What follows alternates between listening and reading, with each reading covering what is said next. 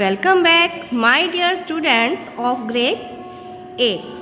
We are doing the first chapter of civics, that is the need for laws and the constitution. And so far we have studied about the why we need the laws and introduction about the constitution. And today we will continue with the constitution, how the constitution help in determining the legitimacy of the law. कि law सबसे supreme होता है तो उसको supreme बनाए रखने में constitution कैसे हेल्प करता है, उसके बारे में हम स्टडी करेंगे आज के लेक्चर में. Let us start today's work. Role of the constitution in determining the legitimacy of the law. The constitution of a country lays the guidelines for framing the laws and describes the limits of the government within which it exercises its power, privileges and authority. किसी भी country का जो constitution होता है वो उस country के लिए गाइडलाइंस मीन्स कुछ निर्देश देता है कि किस तरह के लॉ बनने चाहिए, और उसमें वो पूरा डिफाइन करता है कि गवर्नमेंट की लिमिट क्या है, उसके पास कितनी पावर्स हैं, प्रिविलेजेस मीन फैसिलिटीज़ हैं, अथॉरिटीज़ हैं. ये सभी कुछ डिफाइन किया जाता है कॉन्स्टिट्यूशन में. The arbitrary and the despotic action of the government are checked by the constitution. कि कोई भी गवर्नमेंट अपनी पावर का गलत इस्तेमाल ना करे. डेस्पोटिक मीन्स तानाशाह ना हो जाए, अपनी मनमर्जी करना ना शुरू करे, तो इस पर कंट्रोल कौन करता है? कॉन्स्टिट्यूशन ही कंट्रोल करता है. It clearly explain that constitution determines the legitimacy of the law. तो इस तरह कॉन्स्टिट्यूशन कानून को सुप्रीम बनाए रखने में हेल्प करता है कि कानून ही सबसे ऊपर है. जो भी लॉ बनाए जाएंगे कंट्री के अंदर उसके अकॉर्डिंग ही वहाँ की गवर्नमेंट काम करेगी, वहाँ के जो सिटीजन्स हैं उसे फॉलो करेंगे, कोई भी उनके अगेंस्ट नहीं जा सकता. How it is possible? First is it enlightens the people about their rights and duties and creates an environment of the freedom. Constitution लोगों की राइट्स क्या हैं, ड्यूटीज़ क्या है, उनके बारे में उन्हें अवेयर करता है और ऐसा इन्वायरमेंट क्रिएट करता है कि वो हर काम को फ्रीली कर सके. Secondly, it provides information about the structure of the government. It tells us about the powers, function and various organs of the government. इसके अलावा कॉन्स्टिट्यूशन कि गवर्नमेंट का स्ट्रक्चर क्या है, कैसी गवर्नमेंट होगी, कैसे बनेगी, इसके बारे में पूरा एक्सप्लेन करता है. उस गवर्नमेंट की पावर्स क्या है, फंक्शंस काम क्या है, वेरियस ऑर्गन और गवर्नमेंट के ऑर्गन कौन कौन से होते हैं उसके बारे में पूरा बताया जाता है कॉन्स्टिट्यूशन में. As you know the government, any government at any level have the 3 organ. 3 organ होते हैं. Legislature who makes the law. For example in our India parliament जो पूरी कंट्री के लिए लॉ बनाती है. सेकंड होता है executive. Executive means who implemented the laws that are made by the legislature. For example prime minister, Chief Minister, Cabinet Ministers and all the government officers. They include in the executive. And third one is the judicial.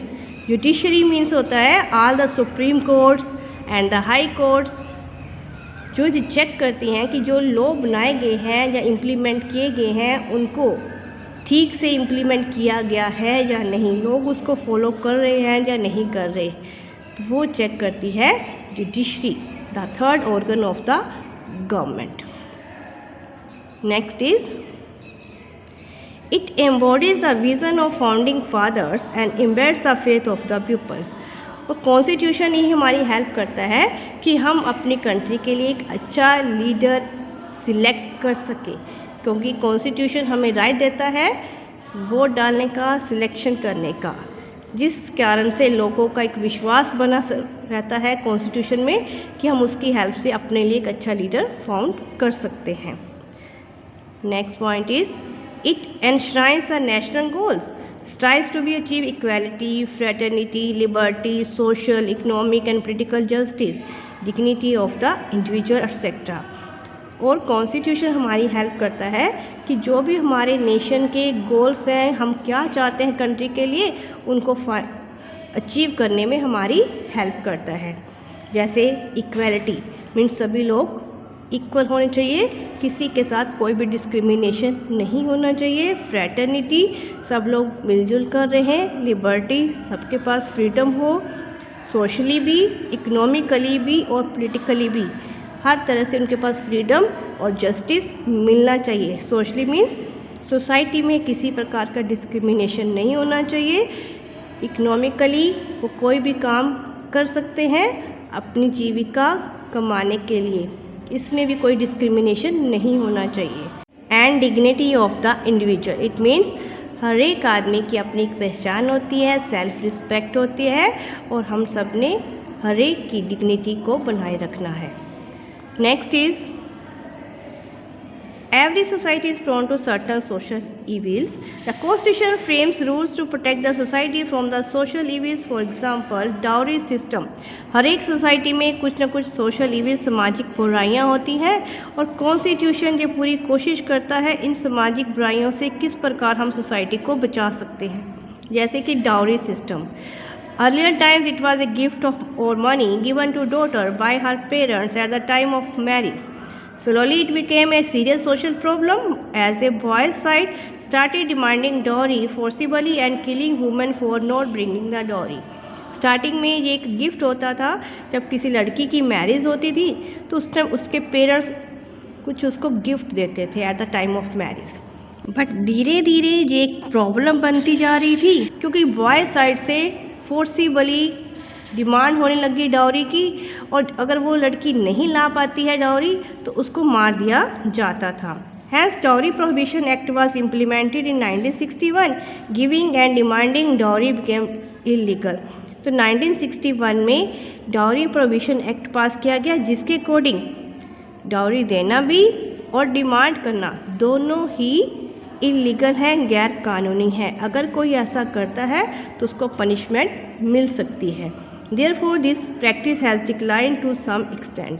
तो इस कारण से, इसी law के कारण से जो dowry system था कुछ हद तक, अगर देखा जाए तो कुछ हद तक एंड हो चुका है।